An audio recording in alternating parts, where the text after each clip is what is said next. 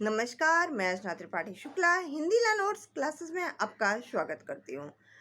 आज हम आपको अतीक अहमद और उसके भाई यानी कि अशरफ जो है हत्या मामले का पूर्ण विवरण बताएंगे। हुआ यूँ था कि जो है अतीक अहमद और अशरफ को जुडिशियल कस्टडी के अंदर ले जाने के लिए उसका मेडिकल टेस्ट कराना आवश्यक था। तो मेडिकल टेस्ट कराने के लिए पुलिस जब उसे हॉस्पिटल लेके जा रही थी, लगभग 10:30 बजे के करीब 10:35 के करीब वह अस्पताल पहुंचा। वहां पर पुलिसकर्मी अपने साथ में अतीक अहमद और उसके भाई को अंदर लेके जा रहे थे। कुछ जो है गुंडे या आप कह सकते हैं आतंकी जो है वे मीडिया कर्मी बन करके इस फिराक में थे कि वे उन्हें जब भी मौका मिले वे अतीक अहमद और उसके भाई की हत्या कर दें। और इसी बीच में मीडिया कर्मी बने जो मुस्लिम थे वे आए और उन्होंने गोली मार करके अतीक अहमद और उसके भाई अशरफ की हत्या कर दी। इसमें 3 आरोपी शामिल थे। एफआईआर के अनुसार उन आरोपियों का जो नाम है वे है लवलेश तिवारी, सनी और अरुण। यह तीनों ही आरोपी थे और एफआईआर के मुताबिक जो है इनका मकसद था अतीक अहमद गैंग का सफाया करना। इसके अलावा ये अपने प्रदेश यानी कि यूपी में, क्योंकि ये यूपी के थे तो इसलिए यह यूपी में पॉपुलर होना चाहते थे। यही इनका मकसद था जो कि एफआईआर में भी नोट किया गया है। इसके बाद इन पर अतीक अहमद और अशरफ हत्या के मामले में इन पर निम्न धाराएं लगाई गई हैं। वे धाराएं हैं आईपीसी की धारा 302, धारा 307, आर्म एक्ट की धारा 3, 7, 25 और 27। इसके अलावा उस पर आपराधिक कानून संशोधन की धारा 7 भी लगाई गई है, जो कि एफआईआर के अनुसार जो है हमें ज्ञात हुआ है। अब जो धाराएं आरोपी पे लगाई गई है, जो 3 आरोपी थे आपके लवलेश तिवारी, शनि और अरुण, इन पर जो धाराएं लगाई गई है यानी कि हत्या की जो धाराएं लगाई गई हैं, जो आर्म एक्ट की धाराएं लगाई गई हैं या फिर जो अन्य धाराएं लगाई गई हैं, आज हम इसका पूरा विस्तृत विवरण आपको बताते हैं। आईपीसी की धारा 302 यानी कि ये हत्या की धारा है। इस धारा में क्या होता है कि भारतीय दंड संहिता के अनुसार इस धारा में यदि कोई व्यक्ति दोषी पाया जाता है तो उसे मृत्युदंड का या फिर आजीवन कारावास की सजा हो सकती है। ये धारा दंड की बात करती है, ना कि अपराध की बात करती है। यानी कि धारा 302 में यह मामला धारा 302 में तभी आएगा जब वह धारा 302 के सभी शर्तों को मानता होगा। अब ये शर्तें कौन कौन सी हैं, क्योंकि इसमें पहले ही बताया गया है कि यहाँ पर दंड की बात होती है। यानी कि अगर कोई धारा 302 के अनुसार हत्या का दोषी पाया जाएगा तो उसे मृत्युदंड दिया जाएगा या फिर आजीवन कारावास दिया जाएगा। अब कौन सी शर्तें ऐसे हैं जिसको फॉलोअप करना जरूरी होता है? पहला क्या है कि इरादा हत्या का होना चाहिए। यानी कि यह प्रूफ करना पड़ेगा कि जो व्यक्ति ने गोली चलाई, जो व्यक्ति हत्या करना चाहता था, उसका इरादा ही था उसकी हत्या करना। यदि यह सिद्ध हो जाता है कि उसका इरादा जो है वह हत्या करना था तो यह धारा यानी कि 302 लगती है, जो कि इस केस में भी लगी हुई है। इसके अलावा मानव वध यानी कि जानबूझकर कोई ऐसा कार्य करना, यानी कि जानबूझकर के उस स्थान पर आघात करना, उस स्थान पर गोली मारना जहां पर मारने से या जहां पर चोट पहुंचाने से उसकी हत्या हो जाए, तो वह मानव वध के अंतर्गत आता है। वह ऐसा कृत्य करता है, एक ही धार में मृत्यु हो जाती है तो वह हत्या की श्रेणी में आता है। यानी कि वह इस प्रकार मारे कि एक ही बार में मृत्यु हो गई तो उस पर धारा 302 लगती है, यानी कि हत्या की धारा लगती है, जो कि इस केस में लगी हुई है। इसके अलावा धारा 307 भी लगा हुआ है। धारा 307 तब लगती है जब कोई व्यक्ति किसी को जान से मारने की कोशिश करता है। अगर किसी को जान से मारने की कोशिश की गई है तो वहां पर भी धारा 307 लगती है। अगर इस केस में आप किसी को जान से मारने की कोशिश कर रहे हैं परंतु आपने उसमें जान नहीं जा रही है, तो वह अटेम्प्ट टू मर्डर का केस आता है। यहाँ पर जो आरोपी थे वो कई दिनों से घात लगा करके बैठे हुए थे और कोशिश कर रहे थे कि जैसे ही उन्हें मौका मिले वह अतीक अहमद को और उसके भाई को मार डालें। तो ऐसे केस में इन पर धारा 307 यानी अटेम्प्ट टू मर्डर का भी केस लगेगा, जिसके लिए 10 साल की सज़ा हो सकती है।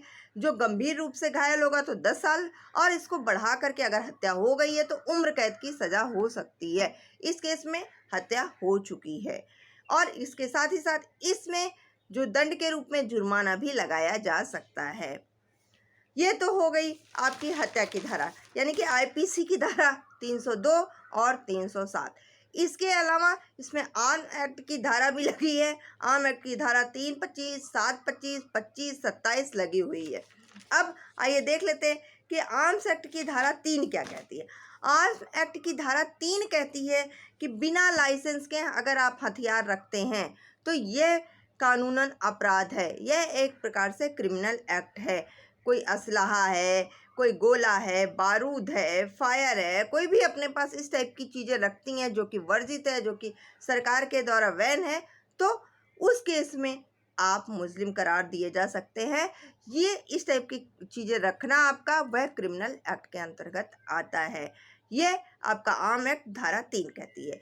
आर्म एक्ट धारा 7 कहती है कि इसके अनुसार ऐसा आयुध, ऐसा गोला बारूद जो कि रखना, खरीदना, निर्माण करना, इकट्ठा करना जो कि वर्जित होता है, जब तक कि वह केंद्र सरकार के द्वारा एक विशेष रूप से, निश्चित रूप से प्राधिकृत ना किया गया हो।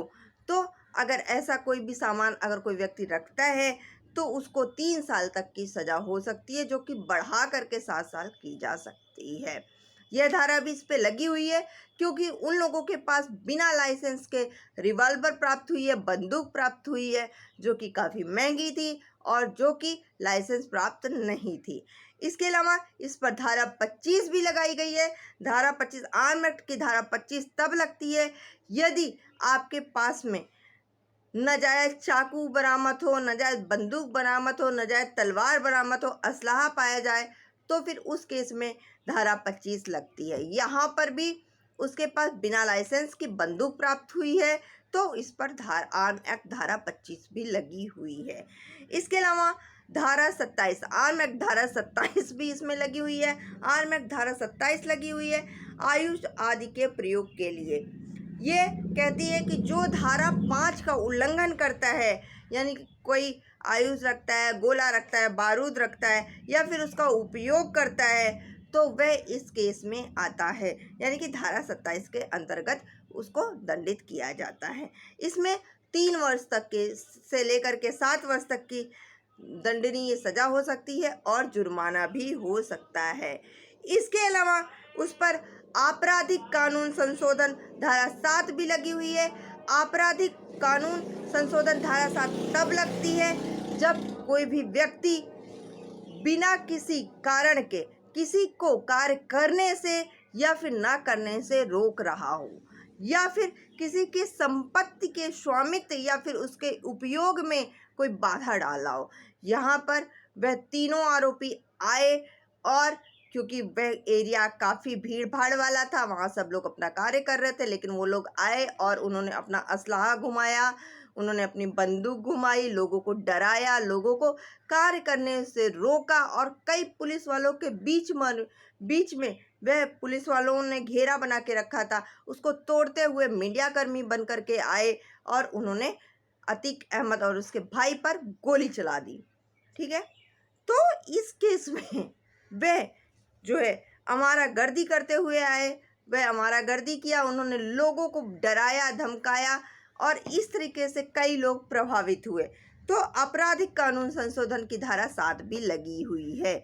इसके अलावा अदालत इसमें असाधारण स्थिति में भी यह धारा लगाती है। यह धारा उस टाइम पर लगाया जाता है जब ये शामिल हो जाता है, कोर्ट को यह पता हो जाता है कि अब जो है जो दोषी व्यक्ति है उसके सुधार की या फिर पुनर्वास की कल्पना नहीं की जा सकती है, तो उस केस में भी आपराधिक कानून संशोधन धारा 7 लग जाती है। तो इस केस में आपराधिक कानून संशोधन धारा 7 भी लगी हुई है, जो कि FIR में दर्ज है। तो आज हम आपको बताए कि अतीक अहमद और अशरफ, जो कि उसका भाई था, उसकी हत्या कैसे हुई, और जो हत्यारोपी थे जिन्होंने अतीक अहमद और उसके भाई की हत्या की थी, उन पर FIR के मुताबिक कौन कौन से धाराएं लगाई गई हैं और उन धाराओं का क्या मतलब होता है। तो अगर आपको हमारी वीडियो पसंद आए हो तो प्लीज़ लाइक ज़रूर कीजिएगा और शेयर इसको ज़्यादा से ज़्यादा कीजिएगा, और थोड़ी सी भी अच्छी लगी हो तो कमेंट भी कीजिएगा। कमेंट करने से हमें ज्ञात होगा कि हमारी वीडियो आपको कैसे लगी। और जिन लोगों ने वीडियो को सब्सक्राइब नहीं किया है तो प्लीज़ आप सब्सक्राइब कर लीजिए, जिससे कि हम आपको इसी प्रकार से लीगल केसेस या फिर लीगल नोट्स प्रोवाइड करते रहेंगे। धन्यवाद।